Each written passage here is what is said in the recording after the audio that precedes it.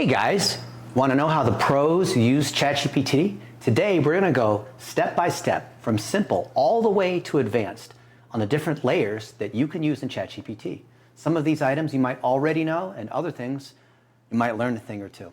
I'm Dennis Yu. I am your marketing mechanic. This is episode 8. And in today's whiteboard video, you're going to see step by step how, if you're a local service business or you're an agency, a young adult AI apprentice, how to unlock the full value of ChatGPT starting from the very basics. If you find this is helpful, please like, share, and subscribe. We have other episodes, and you'll see that we start to weave in other concepts that build upon episode 1 all the way through. So if you have the time, I recommend start with episode 1, come all the way forward. I'm Dennis Yu. I'm a former search engine engineer. I've spent $1 billion on Facebook and Google Ads, and I'm here to help you level up in your marketing skills. Let's go. So there's you using ChatGPT. Thank goodness I wasn't an artist. And this is the tool.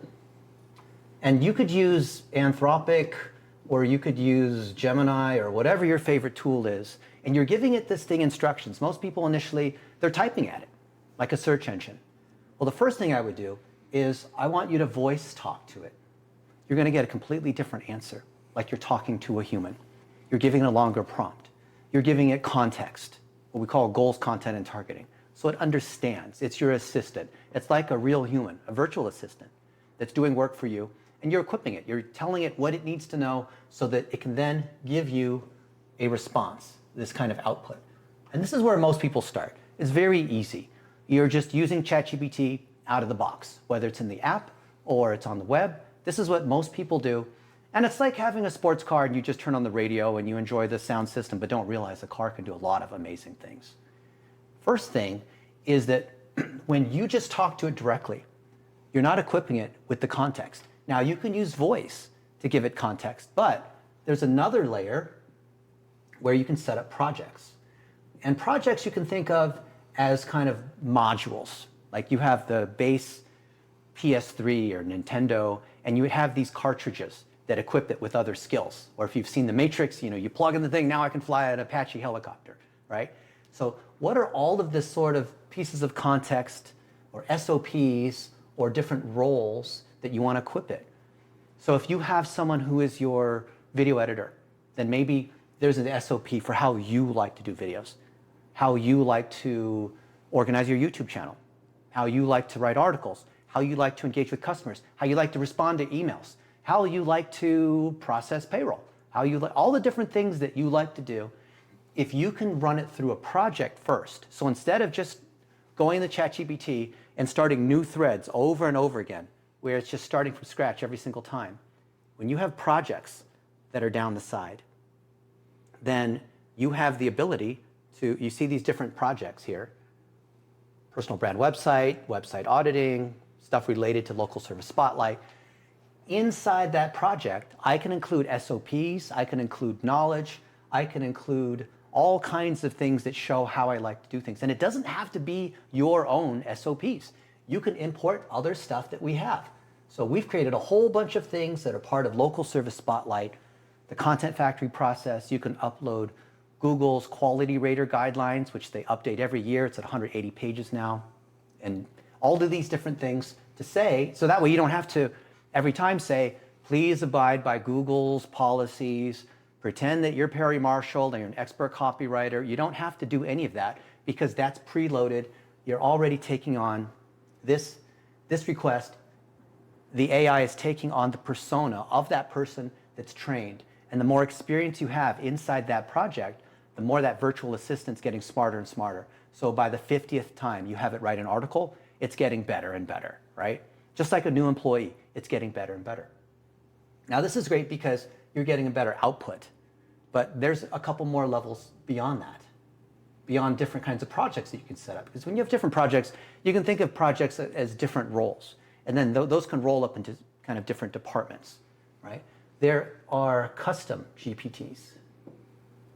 And what is a custom GPT? It's kind of like a project, except you're able to give it a little bit more instruction. If you have something that is a functional role, like answering the phone, like giving a quote to a new customer based on a set of rules, then this is the first step to agent level behavior.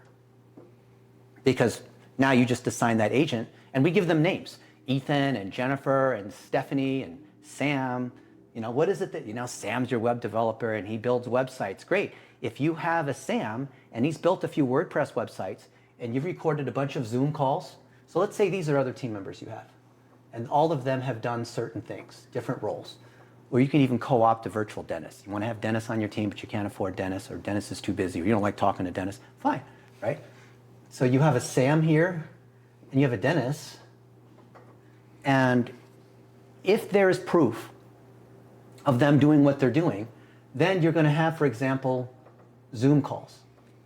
We have Zoom Enterprise where by default it records all of these working sessions, everything as we're doing stuff. I don't have time to write SOPs, right? So each of these folks, each of these team members, they're doing, Marco's a fantastic Facebook ads agency guy. I just want to replicate him, right? Who do you want to replicate, right? So then there's all of these Zoom calls demonstrating that you have done a particular thing. You can run these Zoom calls through a GPT. You can have an assistant that does that. You can have your documenter, your project manager do that. And then that turns into an SOP. And that initial SOP might not be as good as, as you start to enhance it. But you know what? It's 80-20. It's going to get you most of the way there. So as you get smarter and smarter, you have more and more recorded Zoom calls. You put in podcasts of people that you respect. Not just you're an expert copywriter, you're going to write a landing page and design it in a certain way as if you were Alex Hormozy or whatever. Sure, you could do that. But I like to have control over what exactly the thing is learning. It's like you send your kids to school. You don't like public school, so you want to homeschool them. You want to control what they're being educated on. So I take particular nuggets of podcasts that I like, particular Zoom calls that I like, and then I train it up into a particular set of training that lives inside here. Because if you don't specify your values or how you like to do things, ChatGPT doesn't have any understanding of what is true and what's not. So the stronger your knowledge gets, the more experience you get doing a particular task, the more you're able to train up these SOPs because you have it documented, and we are cherry picking the things that are most important to us, our values, the way we like to do things. And these SOPs, think of them as like recipes for a cook, help these VAs be able to do that particular work. And I think of this as the knowledge layer. So knowledge is the way that we like to do things. It's our SOPs, it's our values, it's the core drive that we have. And this you can always keep modularly picking and choosing from what other people are doing. Then there is an access layer. And you guys have seen that there's several ways to do this. So what is access? Most people see that there's connectors. So with ChatGPT, you can connect in your Gmail, you can connect in Google Drive, you can connect in Dropbox, you can directly upload files, you can include other kinds of attachments and whatnot. And the level of access allows, like, the more it understands how you like to do stuff, and the more it has access to your website, access to your YouTube, access to anything except your financials, but anything you can like log into, then not only is it smarter, because I can say, hey, go through my Gmail and find every time I've had dinner with Tommy Mello, right? And make a list of all those. Well, it needs access to that information. It needs to know how I like to do, hey, find out all the places that Tommy Mello and I have eaten dinner, and then make a recommendation based on my calendar and what's available, and reach out to Bree on, we could have sushi next month or something in Phoenix or in Scottsdale near his new house, right? So that's where you're combining this, and then you have the ability to, you also have access on this side, agentic access. And then the agent is actually doing things.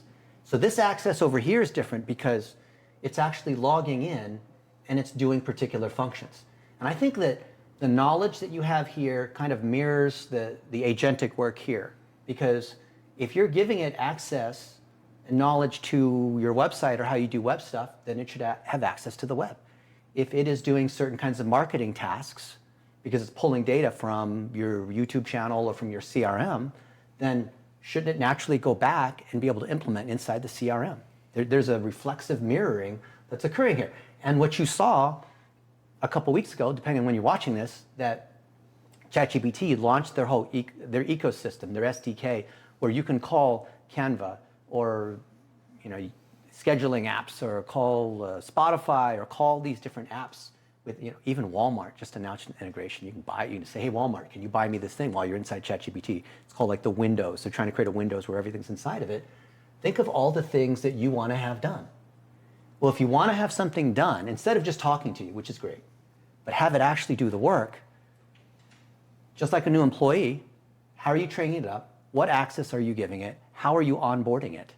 So we can think of this kind of as like a onboarding guardrails layer, so that you can merely speak to one of your people. Hey, Sam, Jeremy Barker needs a website. Do all the research about him. Here's how we do research. Here's how we build personal brand websites. Here's how we run ads to be able to get more leads for people that want a Murphy door. And so now you're chaining these different things together based on access, based on knowledge, and then agentically, it's able to do that work. So we've come a long way from just, hey, write me copy on this, right? It's got access and knowledge. It's taking agentic action. But the trouble right now is that, we're in October 2025. Maybe you're watching in 2026. I make these videos to always be relevant, even years from now. So I have to be careful about how I frame things, because I still want it to be relevant. Well, it's like a $3 an hour virtual assistant from whatever country you would hire a VA from. It works hard, it means well, it's always trying to compliment you, but it gets lost, it gets confused, it makes mistakes, it gets lazy, it lies to you, it claims it's done when it's not, it stops working, just like a real human employee, right? So your ability to succeed with ChatGPT or any of these tools is really a function of how good of a manager you are. So there's this final layer here as a manager, which I think is actually the most important one. Because what is it about being a manager? What does a manager do? Well, a manager is coordinating between different people. A manager is saying, hey, Jack, do this. And then when Jack does his thing, send it over to Sam. And then Sam does his thing, and then it goes over to so-and-so. And so the manager, you're coordinating across different people. You can think of it as like the police, making sure work is happening properly. You think of it as like a coach, where you're cheerleading and if you're nice, if you actually are polite to it, it works harder. It works 17% harder. Even Sam Altman said, when you say please and thank you, it costs them more money because it will work harder. If you say, hey, do this stuff, and man, it'd be really important because we've got this big deal coming up, and if you can just do a really good job at, because there's a lot of, I'm under a lot of pressure and I really need this. I'm not saying beg, but if you give it some emotional context on why you need it, it will work harder. So all the things where motivating employees, giving them clear direction, training them up, giving them access, the onboarding, just like you would do with the real human employee, you would name a Marco and say, hey, Marco, we're starting this new agency to do roofing, and we're going to do Facebook ads for roofing companies, and here's the access you need to all the different companies that come in as clients, and here's how we tune Facebook ads in a certain way. Now go ahead and spin up the ads. Tune the ads every week. Every week we want you to come in, kick off this new job, basically wake up every Sunday evening or Monday morning, whatever it is, do the thing, report back, and now you've got scheduled access, functional behavior that's able to operate where you are now working on your business instead of in your business. It's like the E-Myth thing. But it starts with you being the employee, the demonstrator. You practice what you preach. And if you don't have that, no amount of AI is going to overcome not having that kind of skill. So think about what this means for you. What is something that you do as an entrepreneur that creates value? Maybe you're Sal Sciorda of Plumbing Pros, and you grew up in Easton, Pennsylvania, and you learned from your dad how to do plumbing because you did it commercially in New York City where the standards are higher, right? And so you learn from your dad, or you're an apprentice, Anyone in the trades, you understand by nature the apprentice model, where your tradesman eventually become a master plumber. You become a master HVAC technician. In digital marketing, they don't really have that apprentice thing. That's why we're trying to create the parallel with this AI apprentice. But you, as that HVAC technician, you repaired that unit on the roof. You understand what a 2.5 ton unit does. You understand all the condenser coils and all that kind of training, right? And you did it yourself all the way through to getting the goal, right? You did it. How do we layer that? How do we multiply that? We start with the core of what's the thing that you have done that creates economic value, and you can multiply that. This is true of anyone who's a local service business. You're a chiropractor. Well, you crack one back, you do one exam. There's a way that you do that. There's a reason why people like working with you, that gets you 5 stars, that has patients coming back, that creates referrals. What is that? What is that proof? What is the trust? What is it about the technique? What is it about the people that you hire? What about your operations? What is it that, I don't want to say it's a secret sauce, but it's a differentiator. So if we can package up what that is, then we can replicate it. And that's all technology is. The fact that people think it's ChatGPT, this and that, and I'm trying to keep up every week, there's this new thing.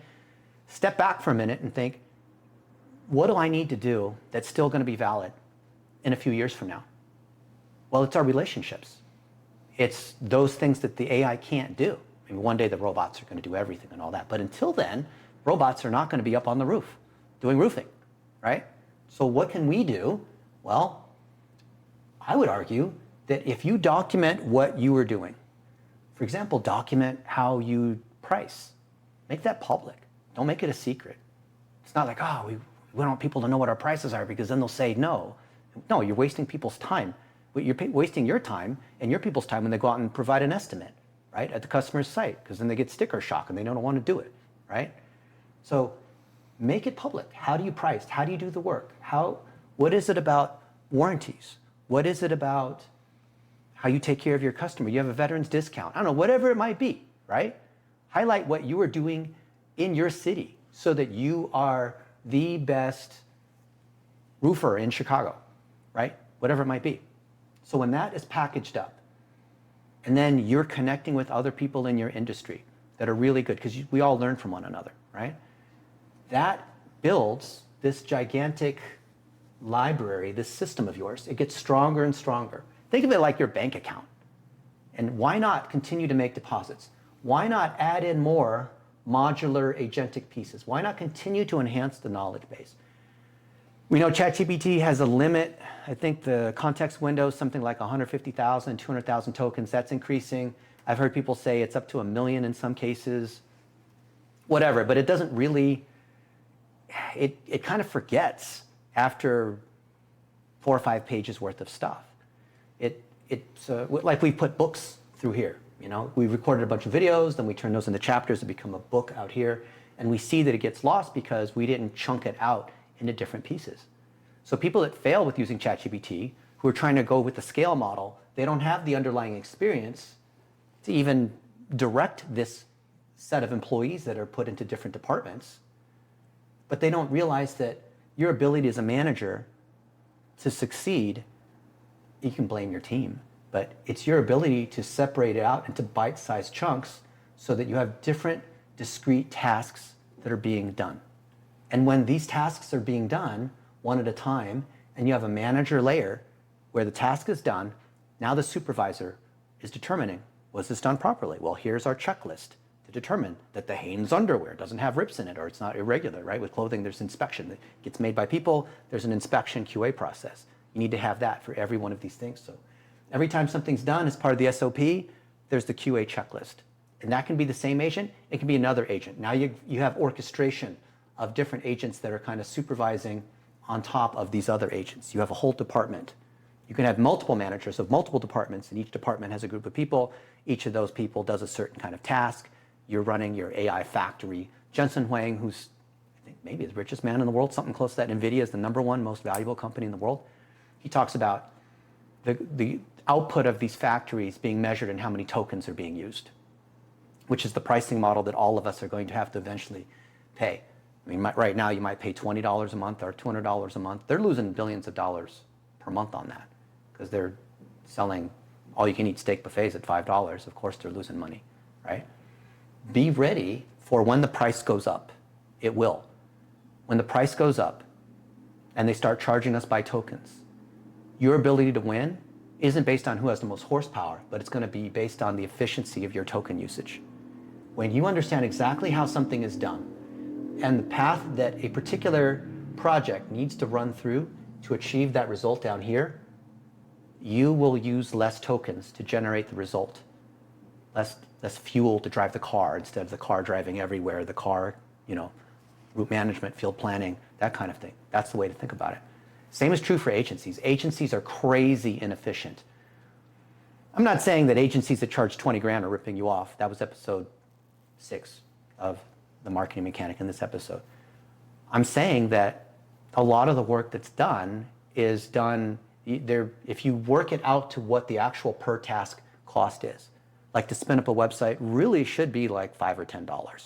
If you include the research to gather everything about them and then populate it, transcribe it, link it together. Maybe there's human input to say thank you. We send people a pair of socks that costs us $14.73 to fulfill, right? There's cost to do these things. So ultimately, you need to think of your business, whether you're a landscaper or a digital marketing agency, as a collection of processes. Those processes each have SOPs. That SOP ties to a functional role of a VA, of a real team member or of one of these other team members. And maybe it's you as you're initially Marco, and you run Facebook ads and you know every step of this way. You are starting to componentize every one of those bits. So that way you're the orchestra conductor over all of these folks. And if you have team members that are worried about being replaced, in digital marketing, well, they need to become managers. Managers where now they have 10 of them doing all this work. So it's not that the AI is going to replace all these other people. It's that A players who do good work can multiply themselves tenfold, and that knocks out all the people that do B and C level work who shouldn't be doing the work anyway, right? So think about you as a manager documenting, grabbing everything you've ever done, all the experience, all the reputation, which ties full circle to everything we've talked about here. It's weird how the best people in technology are very philosophical. It's like the best physicists, they sound very philosophical, and you'll see why. Everything can be bucketed down into discrete costs per task. We have this 1,000 task library, and I've done almost all the tasks myself. I know how much it costs because I've done it. I've figured out how many minutes it takes me to turn a YouTube video into an article, how long it takes me to be able to tune a set of ads, how long it takes a young adult to go from nothing to being qualified and running a digital marketing agency. We know how long it takes. You should know exactly how long it takes, know how many tokens it costs along the way, know how many tasks, split it into more tasks, cut it into smaller tasks, tune up the training, figure out how you can agentify and create managers on top of agents. That's what you got to be thinking about. And what we're doing to try to help the entire community who, I don't want to learn all this stuff, I'll just use whatever Dennis and Sam and these guys come up with. The idea of local service spotlight is stuff that we have done, we want to give to you guys. For example, the whole act of collecting all the things related to your personal brand and processing every YouTube video and mention and positive thing that's been said about you, and generating a personal brand website that then helps the SEO of your own company website. Maybe you're Anthony's Landscaping, and there's stuff related to Anthony, right? That's something that can cost $1 a day. So the amount of effort our true cost right now is probably several $100s to set this stuff up, and then the ongoing maintenance and whatever might be $100, $200, but we think with scale, we think that by tuning this, we can offer that at $1 a day. If you're interested and you think your personal brand and your reputation is worth $1 a day, which is $30 a month, come check out what we have. It's not great. It's got a lot of string and duct tape. We're working on a lot of things.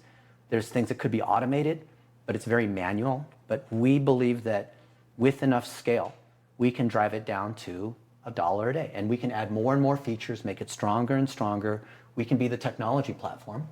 And then even if you don't want to use what we've built, you could just as easily take any of these components that we have, which we are publishing, we're open sourcing, and you can build your own. But I think most of you guys, unless you're like the kind of person that likes to work on your car on the weekend because that's what you like to do, then you might want to leverage what we have and inspect what we have. So my hope is, think about how AI is a multiplier of all these different things. Are you bottlenecked because you need more technicians, because your marketing isn't effective, because whatever it might be? Let us be able to troubleshoot where those particular issues are, plug in agents to solve the particular components, just like in a hospital. Go to a hospital, scan, take the diagnostics, and we determine, Sam, it looks like you've got a broken collarbone. It looks like your blood pressure's low. It looks like you're low in vitamin D. And then we can figure out exactly what has to happen specific to you as a patient. Use ChatGPT to diagnose yourself. Take any of these items that we have, run it through ChatGPT and say, hey, is what Dennis is saying actually accurate? Is this actually going to make sense? Is this still valid 5 years from now? You could take this video even, take the transcription and run it through ChatGPT saying, how does this apply to my business, right? Which of these components should I be focusing on first? And I think you'll find that your ability to know what you don't know, to see around blind spots, is really where you're going to have power when it comes to this ever-changing, oh, look, squirrel, like all of that kind of stuff that's happening in this space. So I'd love to hear, what do you think? You've made it this far in this video. Are you confused? Are you excited about a particular item? You want to share a component that we can plug into the library for everyone else to use? We don't claim to be the end-all, be-all of everything in digital marketing, but we certainly like being the central hub, and other people who are collecting SOPs and training up other folks have agreed that, yeah, this is like top people have agreed, like, yeah, let's work together, right?